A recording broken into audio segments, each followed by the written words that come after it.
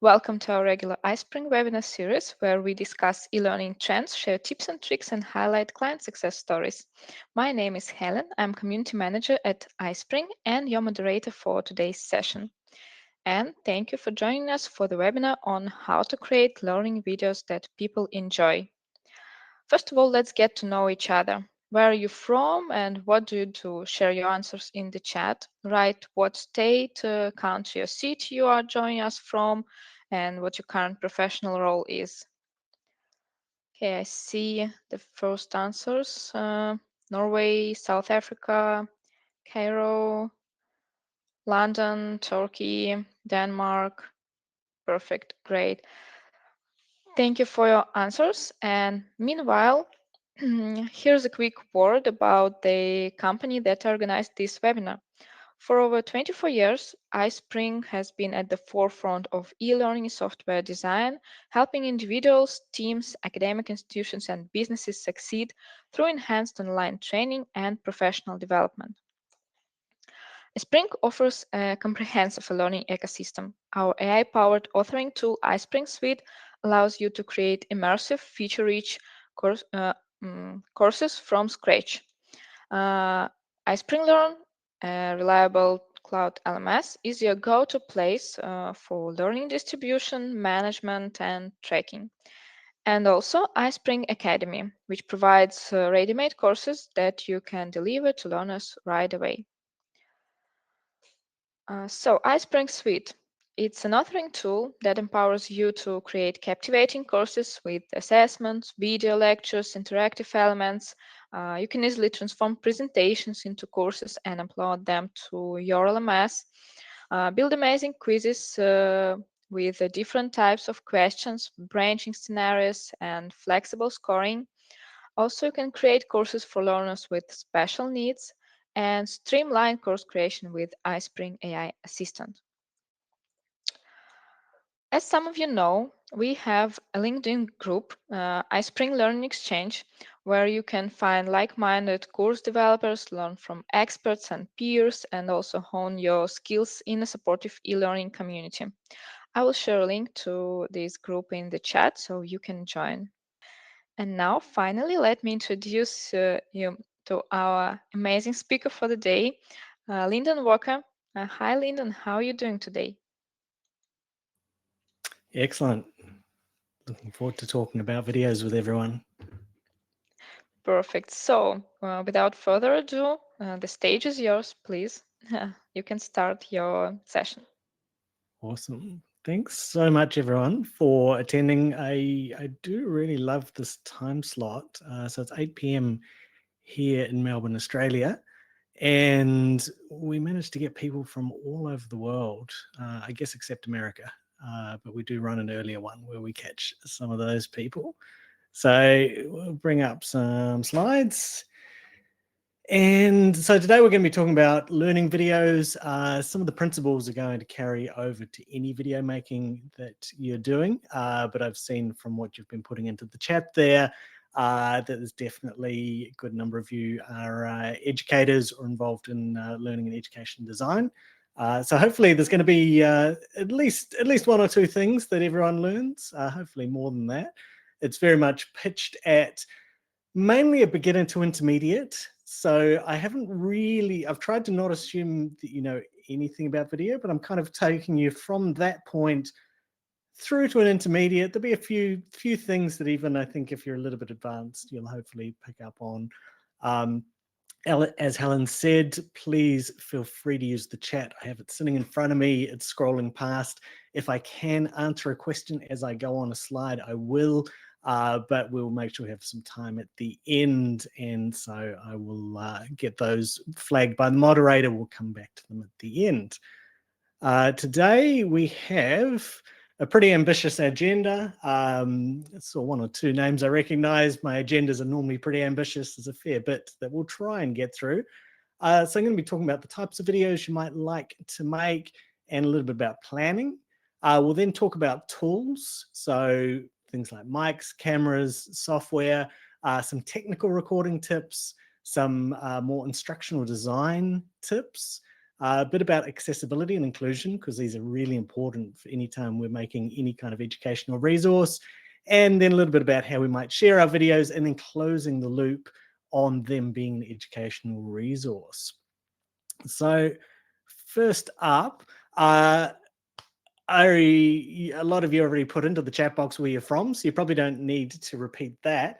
But I always like to be able to shape my presentations to line up with what you want to learn.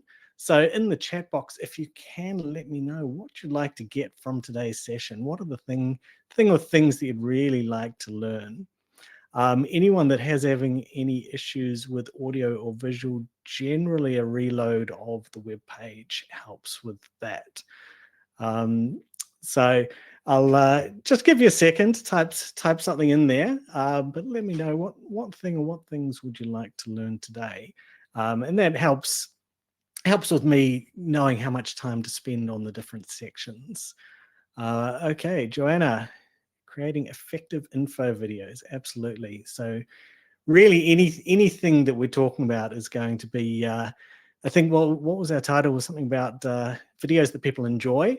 I mean, there's enjoy in that pleasure sense, but in order to get to that point, we definitely need to make sure that things like the audio and the lighting and the visual and the planning and scripting and notes and things like that all are happening as well. Otherwise, someone isn't going to enjoy your video and they're not going to stick with it, and then they're not going to learn the things that you want to teach. Framework blueprint for creating video. I've got a little bit of that, Ashley. So if you are still typing things in, please do continue with that. I will see it as it's coming past me on the screen here. Making attractive videos. Excellent. So a little bit about me.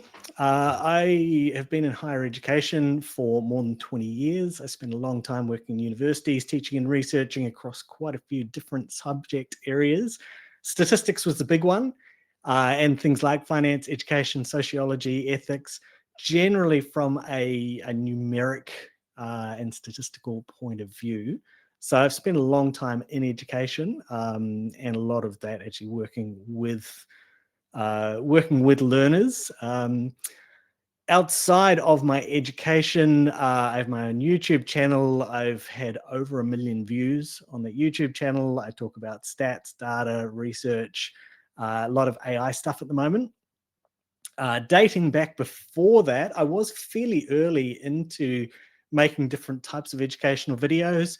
If you look back at my Google Scholar, you'll see one of my very early articles was actually about taking PowerPoint. And for those of you, it dates me a little bit, taking WAV files, attaching them to PowerPoints in order to try and make something that was kind of like a video, but it was like a self-guided PowerPoint type thing with audio. And I mean, that was a good 20 years ago now. And technology's come a long way, but in between times, one of the places that you used to get educational videos was iTunes U. And so again, we're talking 15 years ago, but my videos made it to the homepage of that. So I guess in terms of giving a bit of credibility of my video and video making, I've kind of got that YouTube side and then some educational stuff. These days, I work in the Royal Australian College of General Practitioners, and that's a research role. I manage some research teams and look at how to train doctors better.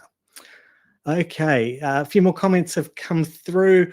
Definitely looks like there's a few different domains that you have. Most of what we'll talk about, I'll try and keep generic enough that we're not getting too domain specific. Certainly the domains where I've worked, I can probably answer questions about that. We might try and leave that to the end though.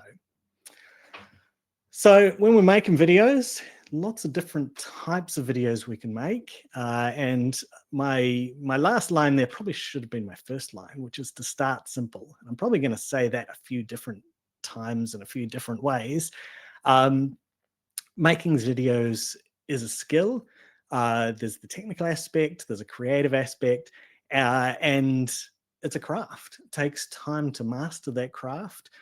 Even having made hundreds of videos, I'll look at my videos sometimes and kind of shake my head and kind of go, oh, I didn't love that. Here's things that I can improve. So really what you should be thinking about is kind of a continuous improvement as you are working through producing videos, ideally getting them to kind of a good enough standard, make the next one a little bit better, next one a little bit better, next one a little bit better. Most simple one is going to be something like a talking head. So even just grabbing the phone, taking the selfie style, talking to the phone or talking to the camera. Something like a pre-recorded version of what I'm doing right now. You then might have something like a screencast where you add slides, or you might be recording your lectures. You might have demonstrations. Yes, this will be recorded. So we will be sharing my slides and the recording of this. So this is going to turn into a video as well. And all of those are kind of fairly close together in the continuum. As you start to add more elements, there can be a little bit more complexity, and particularly if you start getting to the point of something like what you see on YouTube, where there's a bit of editing and there's a bit of what we call B-roll, where there's kind of generic video or kind of images and video and stuff getting added in on top. But beyond that, all those first four should be pretty doable. Getting into things like animation gets a little bit harder. AI generated is on one hand easier and one hand harder. The AI tools are certainly coming along. There's things you can do with them. Getting it to look exactly like what you would like can be a bit tricky. So those are different options, and there's no right and wrong answers other than really starting simple and then adding the detail as you get better and better and making the videos. When we are producing a video, first thing we want to do is we want to plan. Really, really important. Don't just hit record and start talking. Even if it's a lecture slide and you've got kind of lecture slides, you really want to have a high degree of precision in terms of planning than that. If you just whack up some slides, start talking, what you'll find is there's an awful lot of waffle. You won't stick to the point. And so having some sort of mapping, and so I've got a little diagram there where there's just some boxes. For some people, if it's just them talking at a camera, well, you don't need the multiple boxes because it's just the face and the camera. The multiple scenes is probably more if you might cut away and you might have an example or you might have an image and stuff like that. But we want to outline our key points.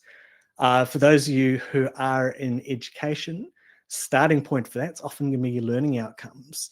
So you might even be starting right up at what's my subject learning outcomes down to what's the learning outcomes for the week, for the lesson.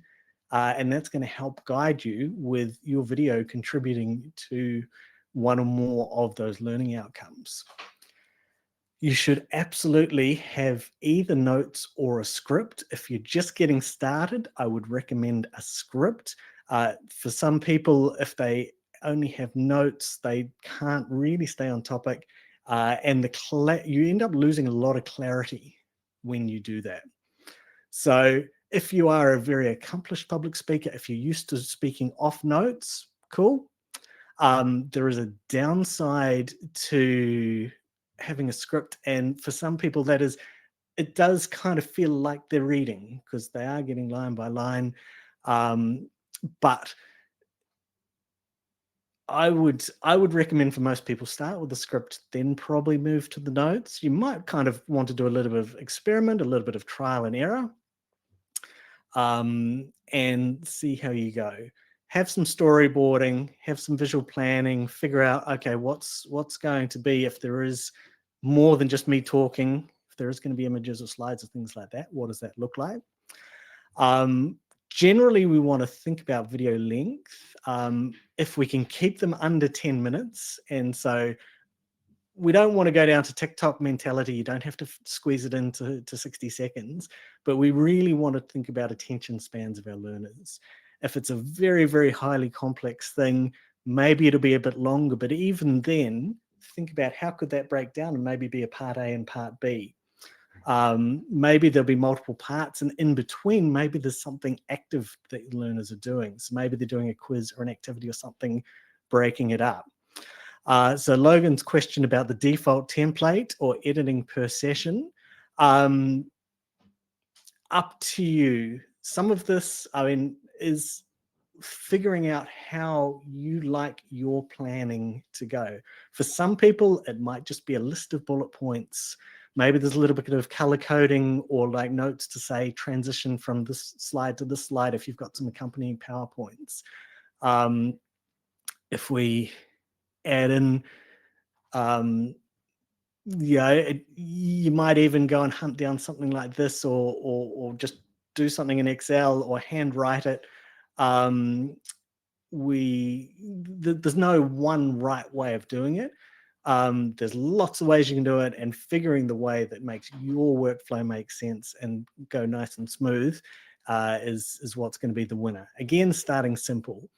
I think I'm going to mention that theory in a few slides, Ashley. So let's hold on to that thought, and in maybe 5 or 6 slides, I have a feeling that I mention it. Okay, so equipment. When you're starting out, you don't need to go crazy spending lots of money, but you do need to make sure that you at least have a few things. Some of it is working with what you have. To me, microphone is the most important thing. If you have crackly, low quality audio, people are not going to listen. They're not going to take in the information.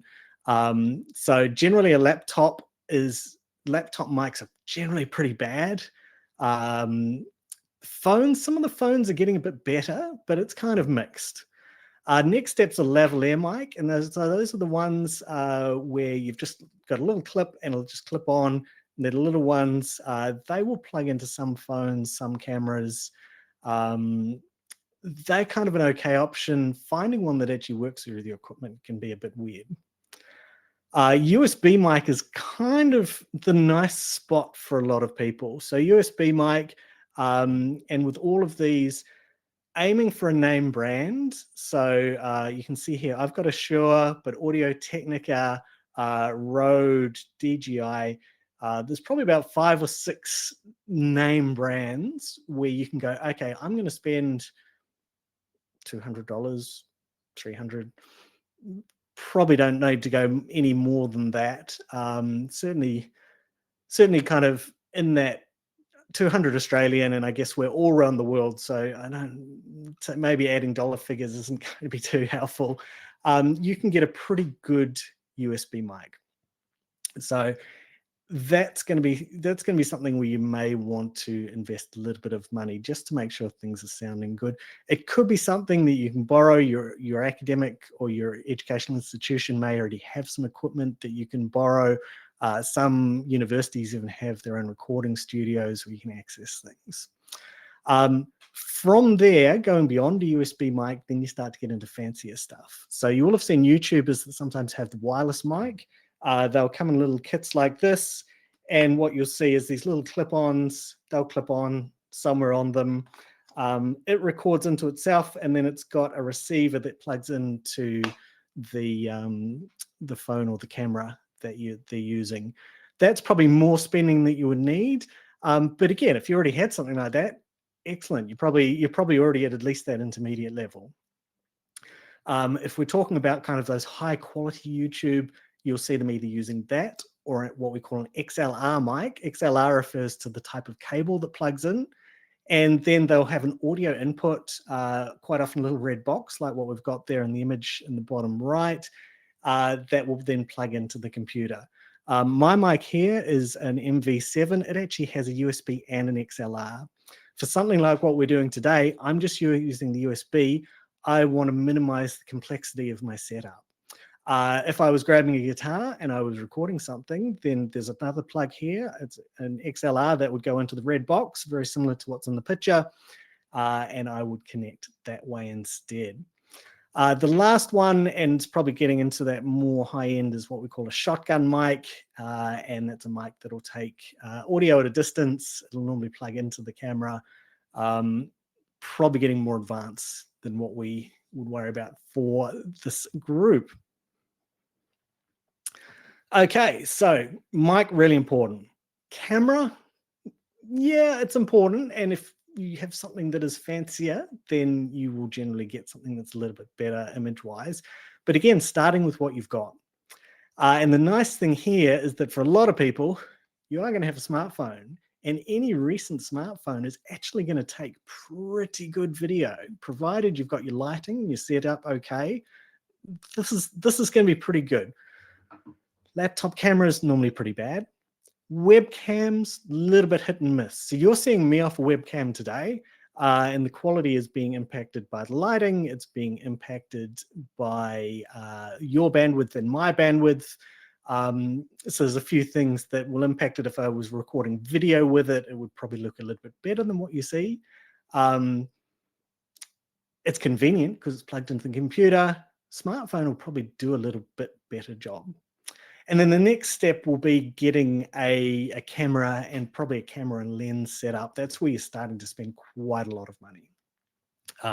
Again, some of you might be photographers. You might have quite a nice camera. It might be able to shoot video for you. So you might have access to that already. But certainly, I think for a lot of you, if you wanted video that was video of you or video of stuff, so something other than screen recording, smartphone's going to be great. Last piece of equipment we want to think about is our lighting. During daytime, you might just have a sunny window. That's very cheap. You've got to be really careful though, because the sun is going to change. You're going to get shadows and flicker, and particularly when you edit, it gets really noticeable with kind of flicker of shadows and things because they'll chop in and out and change. Next step up will either be something like a ring light or a small LED. You can get things that are even like these little tiny LED bricks. I'm not going to flick it on because I'll probably blind you if I face it that way and blind me if I face it the other way. But they will do a really nice lighting job. And the next step up from those will be a proper studio light. So an LED and then a softbox, which will diffuse the light. So rather than kind of very harsh light, it's going to diffuse that light out, make it a lot softer. So my setup right now, it's, what are we, 8:20 here in Melbourne. It is pitch black. Outside is pitch black in this room, other than two main light sources. So up on this side, I've got something that looks not too far different from the picture. So big softbox with an LED light inside it. And this way, in fact, if I turn that way, you might see it reflect in my glasses, which is the downside of glasses and ring lights. So you can kind of get the circles going. Off that way, there's a little bit of ambient light off I've got 3 monitors on my computer, so there's a little bit of ambient light off them as well. And you can see I'm pretty well lit. Rest of the room, pretty dim. I've got them facing on me. Now, if we were going for kind of what we call I'll say best practice, kind of the studio practice, something, and again, like if we were looking at the quality of video that a very top YouTuber is going with, they will normally have what we call a 3-light setup. They'll have one on their 45, so the key light. So I've got my big softbox there's doing that. They'll have a softer one off on this side, because if we only have a light coming here, you can have a big shadow. You have a line down the middle, you have a big shadow. So we'll have a softer light coming that way, getting rid of the shadow off the face. And then if we were really getting serious about this, we'd have one more called a backlight, maybe a hair light at the back, pointing down, and that's would help to even more separate me from the background, particularly for those ones where you kind of see they've used the fancy lens, the fancy camera, they've got the blurred background. They help, part of getting that separation is one more light from the back. And then we could even get fancy and we could do like some LEDs or signage and stuff behind it if we were going really fancy. You don't need to do all of that. If you're in daytime, then natural light, provided you don't put it right behind you and turn yourself into a silhouette, is going to be pretty good.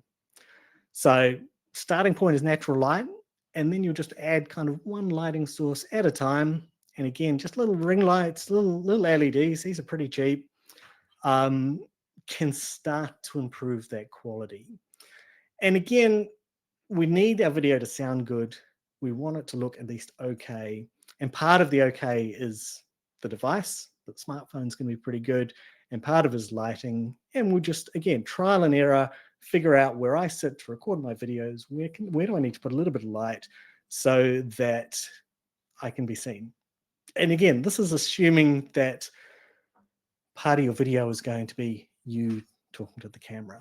There certainly could be scenarios where you just have the screen recorded and it might have you talking and you're not on camera at all, in which case you can save all of that effort on all of that equipment, I guess, other than the mic.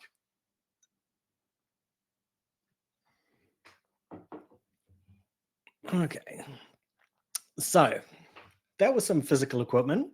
Got a number of different examples of software. So I showed you that there's lots of different types of video. There's also lots of different types of software, and it ranges from free to quite expensive. And some of it kind of only just records, some of it does all sorts of other stuff. So it's a really wide range. And again, depending on what we want to spend, depending on what we already have access to, depending on what type of video we want to make, it's going to depend what might be our choices. So one of the absolute simplest, but I would not recommend, is PowerPoint. So PowerPoint for quite a while has had a little tab in there that says record, and it can record audio or it can record your webcam. There's no real good editing features. It's very clunky. It doesn't do a very good job, but it does record. So you probably, for most of you, have PowerPoint. If you're working with Microsoft Office as part of your resources that you have access to, it's there. It's not great. iSpring. So iSpring does, as Helen showed you before, and I've got a couple of slides of iSpring related information. It does way more than just video, but one of the things that it does do is that it does let you record the screen, record the webcam. So it can do more video, and then it does a whole lot of other stuff as well, because it's actually an e-learning authoring tool. It's not just a video recording thing. Another one is called Camtasia. Camtasia will record the screen. It has very simple editing. It'll give you the webcam.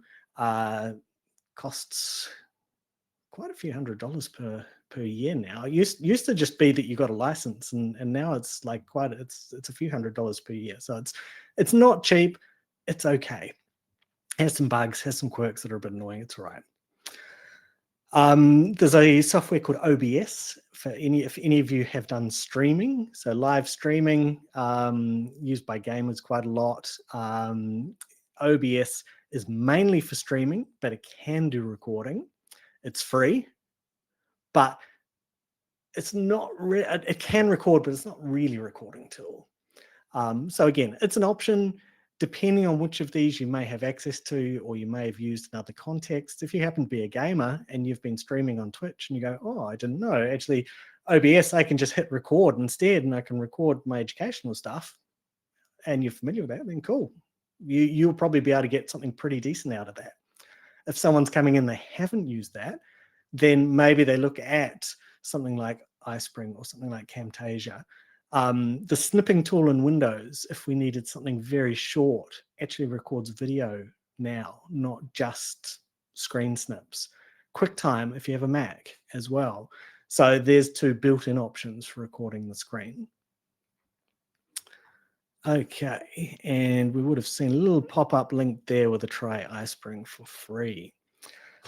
So I know that some people are here off the iSpring website and the iSpring mailing list, and I know there's definitely some people who have come here via me or via other avenues. And so for those of you that aren't familiar with iSpring, it's an e-learning authoring tool, so you can build educational resources with it.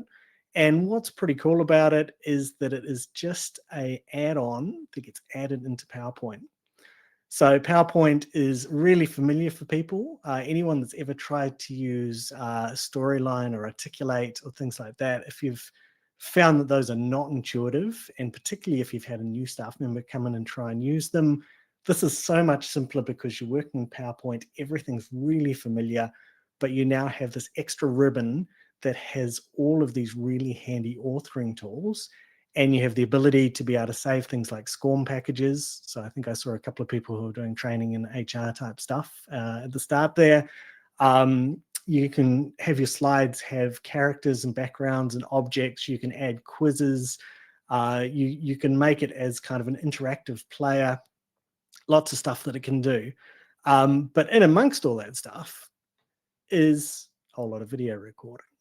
So it can record audio, it can record your webcam, it can record your screen, but you can add interactive stuff in there on top of it. And so it's a good example of a piece of software where you can do the recording, which is kind of our main thing we're talking about, but it does other stuff as well. I am not the person to ask about the cost of iSpring, but the iSpring team can definitely answer questions like that. So they do have some good demos on their website, particularly if you're building that, I'll say that kind of HR and learning and development type resources. We can see that we've got some sample images on there. I've also done a couple of YouTube videos for them. If you search for my name plus iSpring, you'll see a couple of YouTube videos where I've demoed. And again, not specifically about video making, but about kind of course building and making quizzes and stuff like that, just for getting a flavor. So that's some of iSpring. And again, thinking back to that first slide of the type of video you want to make, if I want to make a video and it is that learning and development style, here's my character, here's kind of some narration, that style of thing, then here's a tool that does that. If I want something else, and I've got a couple more slides with other video types coming up, then it's all about picking the software that does the thing that you really want it to. There's lots of different AI software that is coming onto the market. I'm mentioning two here, not because I'm recommending them, but just as two examples. Descript I'm also mentioning because I'm going to mention it again later because it does other stuff. But those are two of many where there is an AI, either an AI avatar, or in some cases you can actually whack in a photo of you and it will create that avatar software. So it will be a person talking, reading the script, but it will have been all AI generated. And that's handy. It probably hasn't crossed the uncanny valley yet. So I think that from my perspective, you lose a lot of the engagement by it really clearly not being a real person and not being real speech. So I don't feel like we're there yet. But having said that, if you were taking over some sort of course or some sort of class and you had to whack together 12 months worth of learning videos in the next 2 weeks, well, maybe some of the AI tools might actually be pretty handy for you. So those are a couple of examples. I couldn't tell you if they are particularly good or bad relative to all the others that are out there.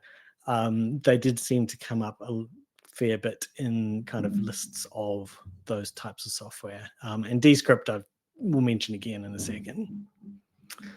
So there's different types of animation software. You may have seen either in education contexts or on YouTube, those videos where there's like the hand and it's drawing stuff and writing stuff. That's just a piece of software. That's not anyone doing anything particularly fancy. That's just a piece of software that does that. So you put in what you want it to write or draw, and then it just does it. There's others with little cartoon people and stuff like that. So again, VideoScribe, one of those ones with the hand. Toonly makes little cartoons. Lots of other ones out there. All of these cost money, so you're starting to think about budget and going, okay, how much money do I want to spend on this? What do I want my videos to look like? But again, just really a lot of sharing the software is about showing you things that are out there and showing you possibilities. And then you kind of go, oh, actually, I would really like my course to have the animated hand or the little cartoon people or screen recordings because I'm teaching a particular type of software and I want them to be able to see my clicks and things like that. So very much about kind of just sharing options with you. When we've produced a video, particularly if it's a video that's got some of you on camera, you're probably going to want some editing software. So the top paid ones, Adobe Premiere Pro, and if you're on a Mac, there's also Final Cut Pro. Again, costs money, but there are free alternatives. So for a full complex editing suite, there is one called DaVinci Resolve, and it's free. They make their money off selling editing hardware, and they sell a slightly more advanced version, but you can make the free version actually doesn't have limitations. It doesn't have watermarks, doesn't have all of that nonsense. It's just a complete editing suite for free. Fairly big learning curve, but it's still free, which is I still, every time I use it, I'm just kind of staggered that something so big and complex is just there for free and a bit simpler. And sometimes all you need is simple, because maybe you just want to get your video, chop a few minutes off the end, chop a bit in the middle. Windows has Clipchamp, Mac has iMovie. They are simple, but they are just built-in options. So they'll be sitting there on your Windows or your Mac. And with 107 people, maybe we've got one or two people with a Linux machine. There's, of course, lots of anything that we're talking about here. There'll be a Linux version as well. And so Descript I mentioned before because it has the AI avatar. It's also got an editor, and the one very cool thing with that is that it uses AI. When you put your video in or you record your video, it transcribes it, and then you can edit the transcript, and it will make the corresponding cuts in your video.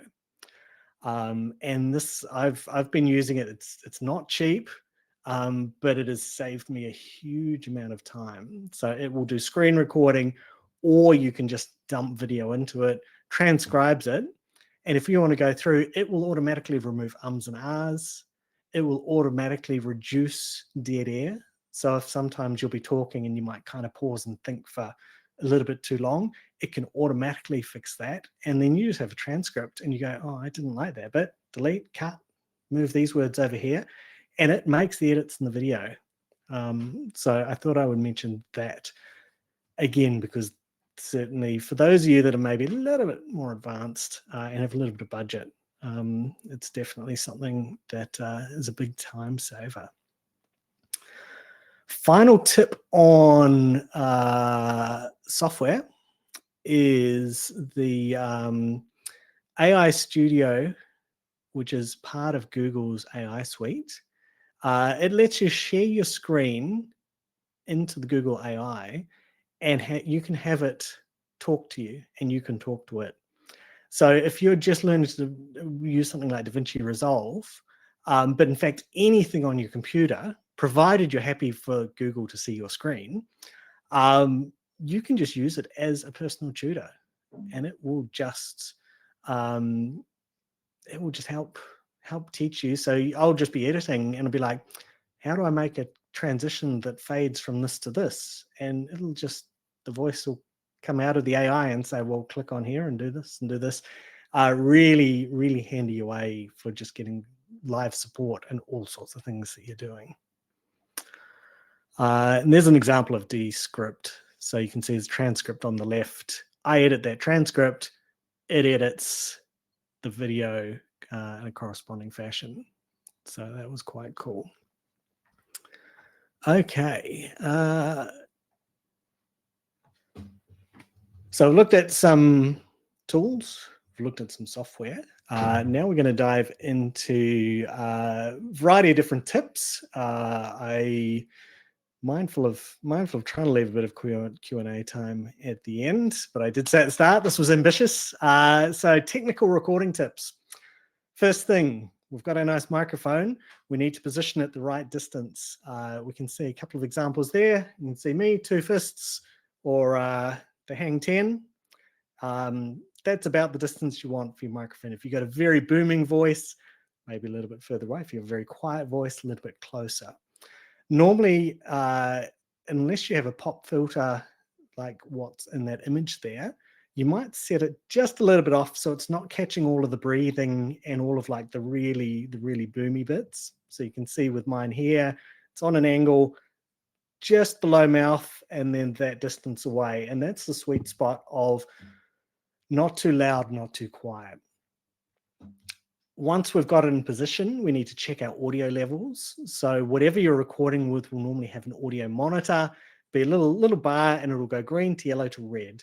As soon as you're hitting that red, it's potentially going to be problematic and create distortion. But what we want to do is we want to get as close to that. We want to get into the yellow. We want to get as close as we can without going into the red, because we want it to be, the audio to be loud enough without distorting.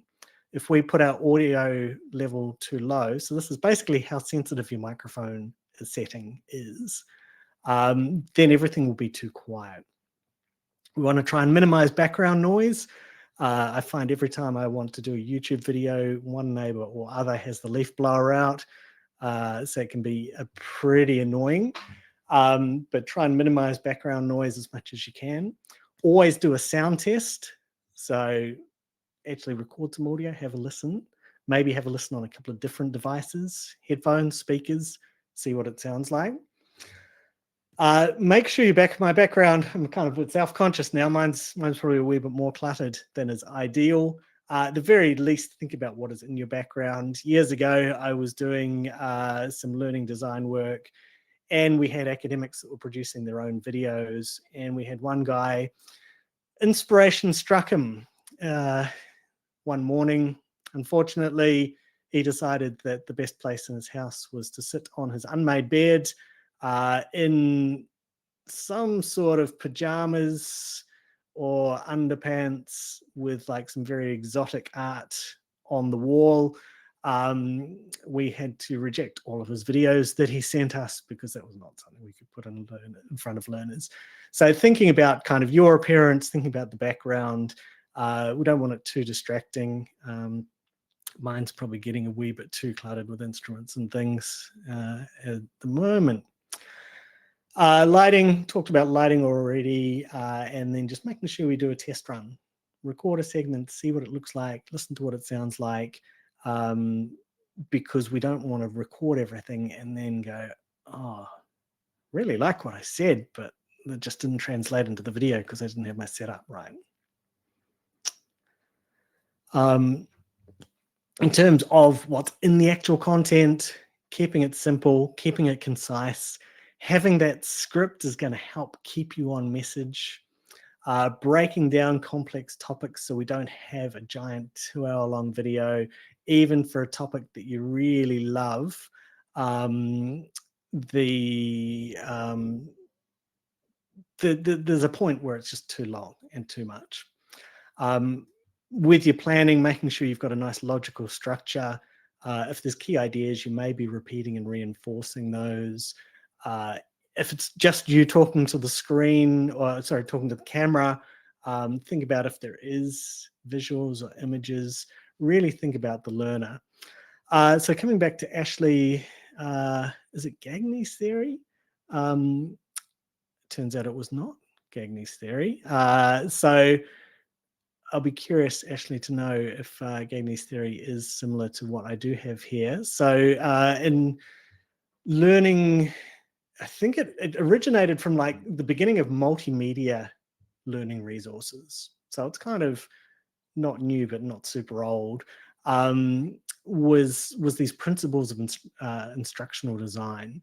So the key points, relating ideas, not having unnecessary things, having the design elements. And so I came across this thing on LinkedIn where someone had done a LinkedIn article. They'd taken those design principles, so instructional design principles, and redone them for video. And so I will be curious to see if that is the kind of equivalent.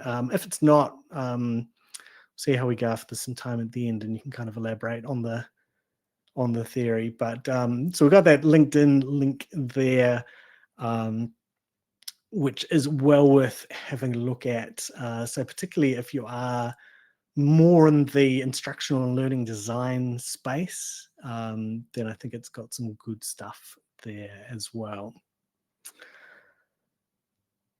Okay, so presentation tips. Definitely want to be enthusiastic. Hopefully, fingers crossed, you're educating, you're teaching on something that you are at least a little bit, hopefully very passionate about, and you really want to channel that passion. Having said that, I have seen people go a little bit too far. Don't channel the passion to the point that it looks like you're on drugs. There's enthusiasm, and then there's just coming across a little bit demented. So do be enthusiastic, but within reasonable range. Vary your pace and tone, and again, within natural range. Don't try and suddenly think that you're a Shakespearean actor and you need to put on kind of voices or an accent or something like that. Speak as clearly as you can, enunciate, use humor, but again, something that's natural. Don't put in jokes if it's not your jokes. Make sure that it's you. And so, right at the start, one of the things that someone said was a question or a comment about uniqueness of your videos. And one of the things, and particularly as AI can start to make videos really easily, is that you do make it, these are your videos. This is your personality. This is your subject. This is your expertise. But it's you. You're the one that's making this video be better than just something I could grab off YouTube or from somewhere else. And so that's really, really important. And I think that will really help you connect with your learners as well, as really showing that this is you, this is your personality, this is your area of expertise. I'm going to tell you about this thing. I think it's pretty amazing. And here we go. Let me tell you about it. Keeping it interactive. So when I say keeping it interactive, there's different ways we can do that. One is that either within our learning management system or however we're packaging our videos, we might have something like H5P or interactive elements and quizzes or things laid over the top. If it's in an LMS, then maybe there's first video, activity or reading or doing thing, next one. But even within the video, you can still do things like say, hey, think about whatever. Make sure that you're actually talking, almost you're having a dialogue with the learner. You might have times where you go, hey, just pause the video, think about this thing or do this thing. So that it's not purely passive. And by making it not purely passive, hopefully you're going to keep the learner more engaged, and they're not going to be tempted to just try and blast through it at like 2x speed or something like that. Where you can, eye contact, kind of look at the camera. Sometimes it can be a bit hard when you're trying to kind of go, okay, well, I've got some slides over here and something over here. But do your best.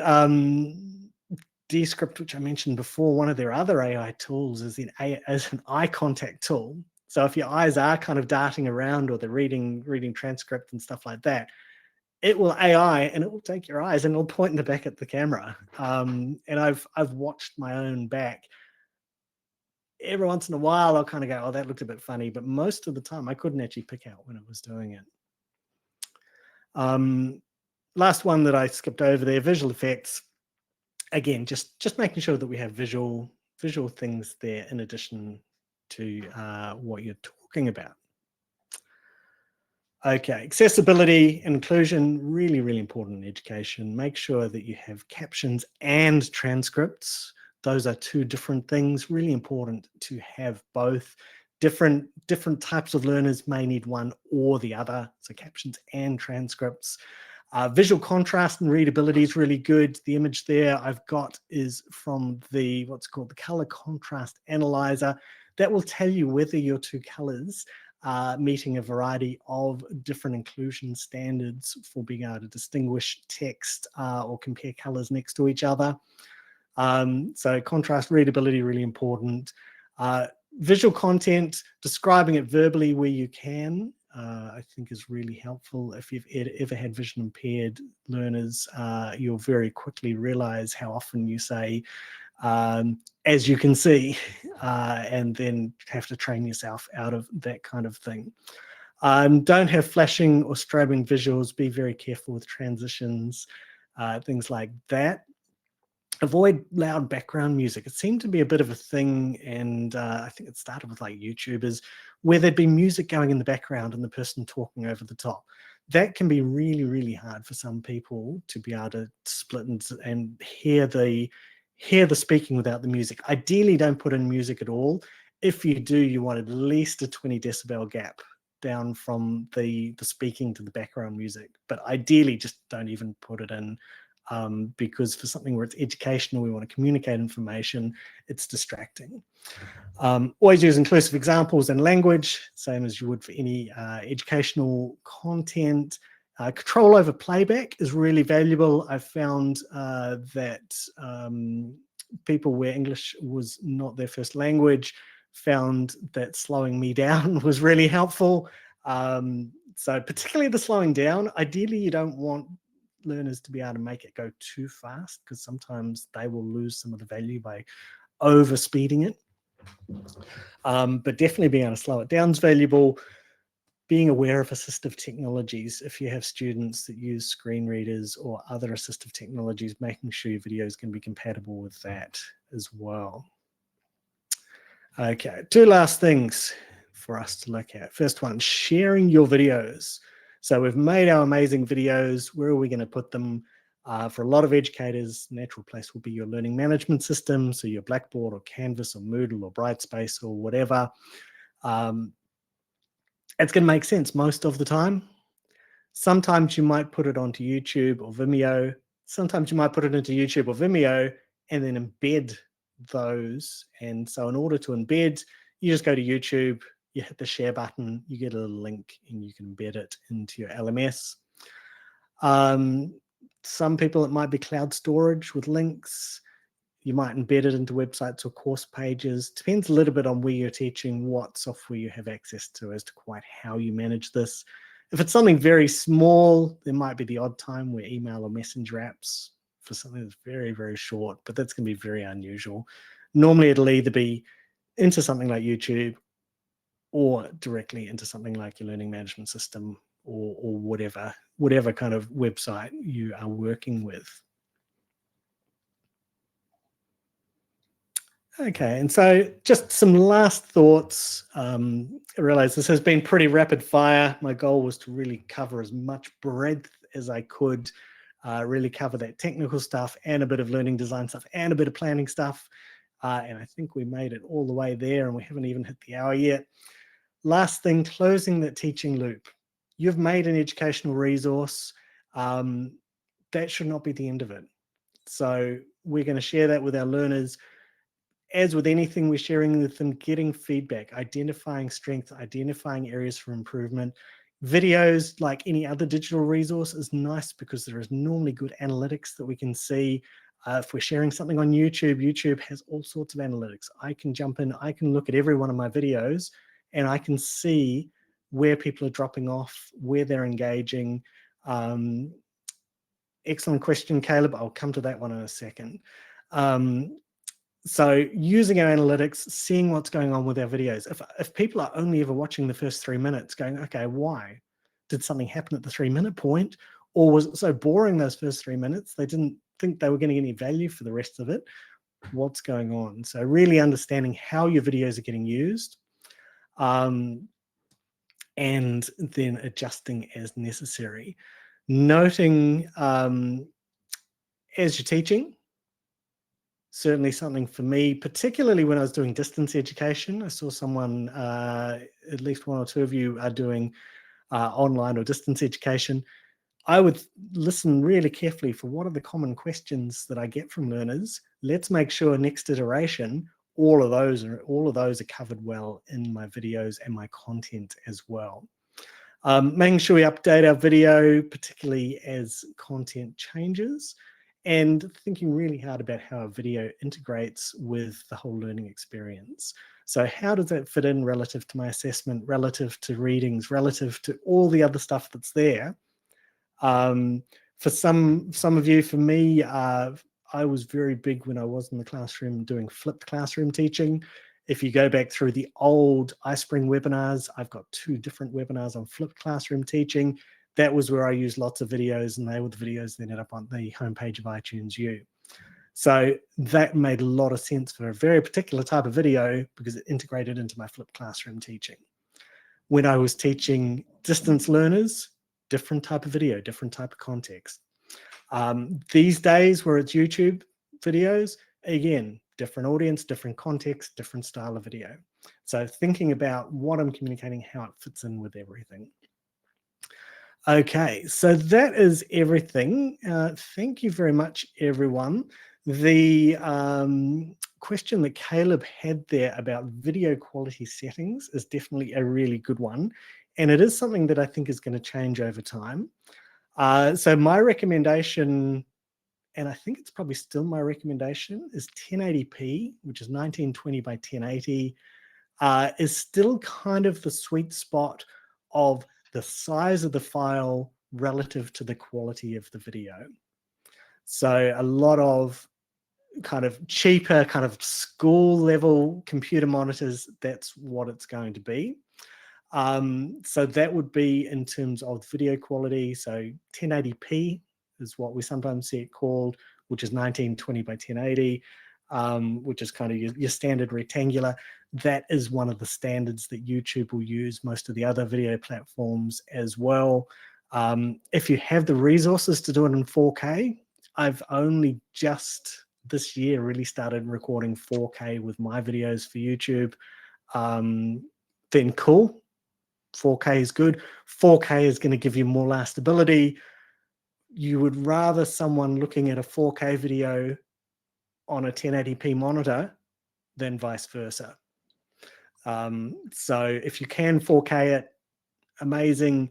If you can't because your phone's a couple of years old, or because your computer monitor is not 4K, or the CPU is not quite handling the editing, there's probably okay for the 1080p. Okay. So thank you very much, everyone. I'm very happy for a couple more questions. You can see we've got my YouTube and LinkedIn there. Feel free to connect with me on one or both of those. Mohib has asked about copy protection, securing your video to be reused. So that's an excellent question. Certainly, if you're putting it inside your LMS rather than somewhere like YouTube, you're limiting, only your learners are going to be the ones that access to it. That gives you an element of protection. Adding whatever institutional copyright. And again, for some people, they want copyright. For some people, they do Creative Commons. They want everyone to have the video. So for different people, it can go different directions.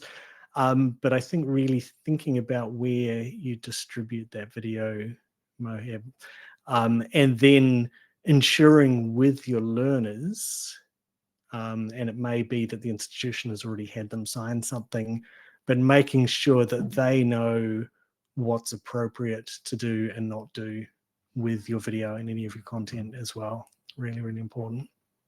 Excellent questions. Thank you, Lyndon. Thank you for this amazing webinar. And we are almost run out of time. So I want to share a few things with you before we wrap up. Just let me share my slides. Okay, first off, it's our special offer for new academic clients.